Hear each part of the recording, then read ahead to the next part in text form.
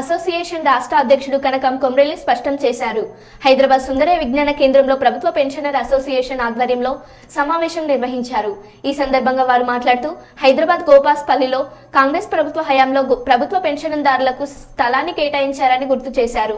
2014లో BRS ప్రభుత్వం ఏర్పడి అడ్డుకుందని ఆవేదన వ్యక్తం చేశారు.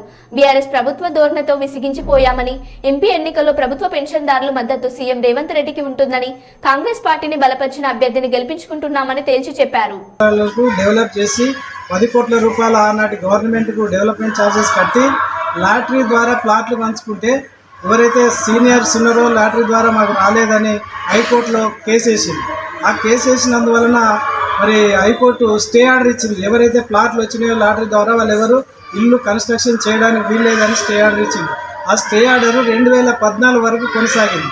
ఈ లోపల ఏదైతే వాళ్ళు మేము ఏపీఎన్జిఓ సొసైటీలో ఉన్నాం, మేము తెలంగాణ వాసులమైన, కానీ ఏపీఎన్జిఓస్లో ఉన్నప్పుడు అప్పుడు వాళ్ళు తెలంగాణ సమైక్యాంధ్ర ఉద్యమం చేసినందువలన పగబట్టినటువంటి కేసీఆర్, పగబట్టినటువంటి టీఎన్జిఓస్ లీడర్లు కొందరు మరి ల్యాండ్ తీసేసుకోవాలి, వాళ్ళు ఏపీ వెళ్ళిపోయింది కాబట్టి అవసరం లేదని చెప్పేసి ల్యాండ్ను గవర్నమెంట్ వచ్చిన 30 రోజుల లోపే బ్యాక్ తీసేసుకున్నాడు.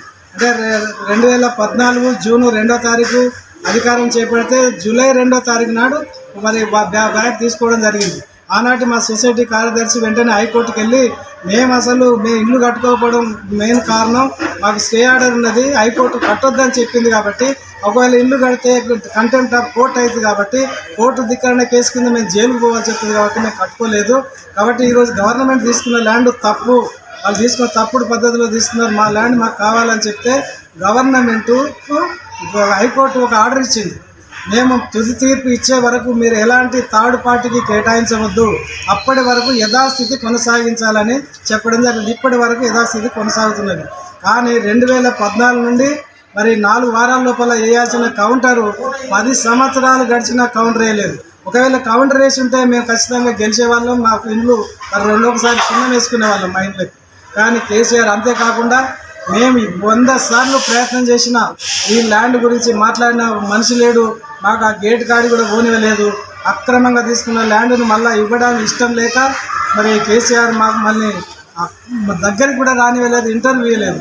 కాబట్టి 2018 నుంచే మేము డిసైడ్ చేసుకున్నాం, ఎన్నడైనా కాంగ్రెస్, ఆ రోజుల్లో కాంగ్రెస్ ప్రభుత్వమే ఇచ్చింది 91లో, మళ్ళీ ఇప్పుడు కాంగ్రెస్ వస్తేనే మా ల్యాండ్ మాకు వస్తుంది, అది ఒక మానవతాత్వం గల పార్టీ. కాబట్టి మేము ఈరోజు ఖచ్చితంగా కాంగ్రెస్ రావాలని మొన్న అసెంబ్లీ దాంట్లో కోరుకున్నాం. ఈరోజు ప్రత్యక్షంగా మేము మా నిర్ణయానికి వచ్చాము.